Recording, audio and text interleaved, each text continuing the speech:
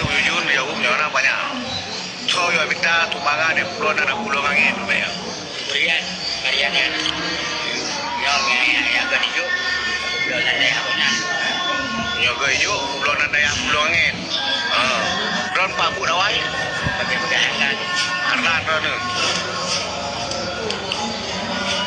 Nyoran kudusan pulau na ulama ya na almarhum yang urang kan urang barang urang yang ngap pulau na nya dam kupto no je sebenarnya.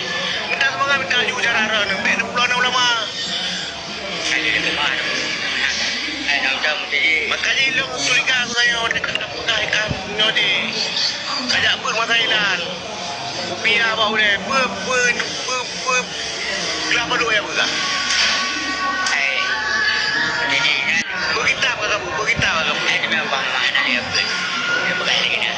Nampak ada makan dia jujur kan? Nampak dia jujur. Nampak dia dia di varian kan. Ada dia dah betul lahir dua. Banyak anak pun. Dan terianan Pak Dino. Tak ada dia. Dua aja. Ya. Kayaknya orang kapal ketau kerja. Abangan. Mata kuasa kan dah orang. Ini betul ni. Mungkin dia kau pulau nan ulama. Juga kita tu dekat kami kayu. Aku ada rumah abangan. Ya.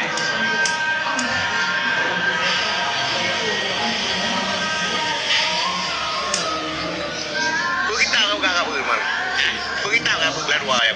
Itu mana tu abang dia. Mabuno kamu tumpah ngelu demi Allah anu murid aku. Demi Allah mandung kau begalu mangan. Pulau-pulau ni ya belum puasa. Kan kami tak kekayaan gerau ke. Kan? Ahli kami tak gerau ke kayak baho ke apa kan? Aku ke varian kan. Bari apa tu? Berarti dalam 30 luar tu berarti dah tahu. Jadi belum kadang-kadang.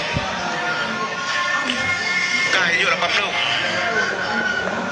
Mampu kamu tumpah-tumpah pun nak nabu ni. Ada ada kan pernah ada bulan. Ini varian kan. Jadi mau lah barang pernah ada itu.